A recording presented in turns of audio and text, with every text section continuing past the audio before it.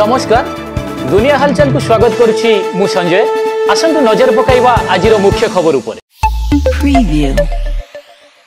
गंजाम जिला खोलिकोट थाना अंतर्गत नारायणी छक निकट में कार और बाइक मध्य धक्का दुर्घटना रे बाइक रे थिबा दंपति आइतपुर ग्राम रो जोगी प्रधान और तांको स्त्री काबुली प्रधान मृत्यु घटिता बेले पुलिस कार को अटक रखिबा सह तदंत चलाइथिबा सूचना।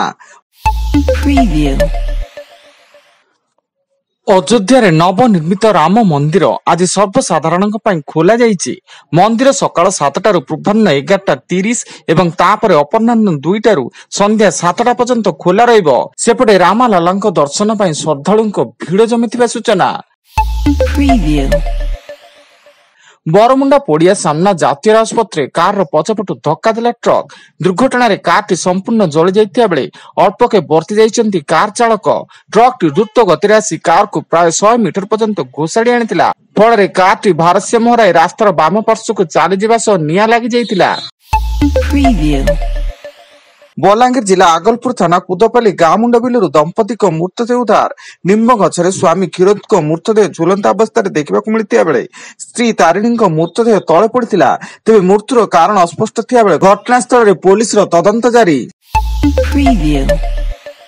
बौद्ध कंधमाल सीमांत नलीकुंपा जंगल रे पुलिस और माओवादी मध्य गुली विनिमय। ये गुली विनिमय रे माओ कैंप ध्वंस हो जाइतिया बेले घटनास्थल अनेक माओवादी फेरार एवं विपुल परिमाण माओ सामग्री जबत। बौद्ध पुराणा कटक थाना 4 छक कोहर साई निकट रे भारसाम्य हराई गछर पिटी हेला बाइक। घटनास्थल रे बाइक आरोही मृत्यु घटिया बेले पुराणा कटक पुलिस तदंत जारी।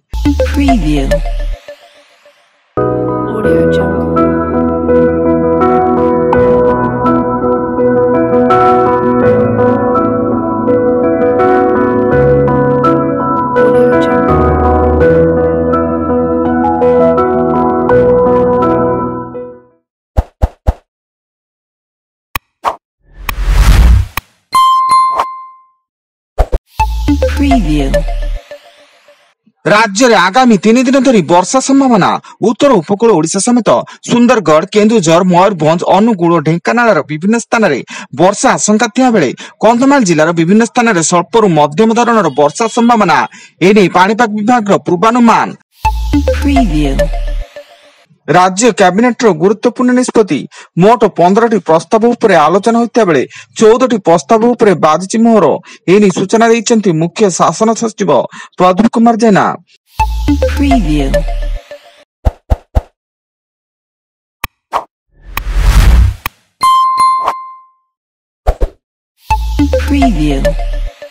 पुरी जिला सत्यवादी रे सजई होची ओडिया विश्वविद्यालय। आसंता काली एहार शुभ उद्घाटन करिवे मुख्यमंत्री नवीन पटनायक, जाहाको नै जोरदार प्रस्तुति चलीची। एवं चीन रे शक्तिशाली भूकंप झटका रिक्टर स्केल रे हार तीव्रता 7.2 रेकर्ड होता बेले स्थानीय लोके भय रे घर बाहरी आसीथिले एवं ए भूकंपर झटका राजधानी दिल्ली एनसीआर पर्यंत अनुभूत होइतिला। आजि पई एतिकी अधिक खबर जानिया पाई आम वेबसाइट विजिट करंतु www.duniyahalchal.in। धन्यवाद।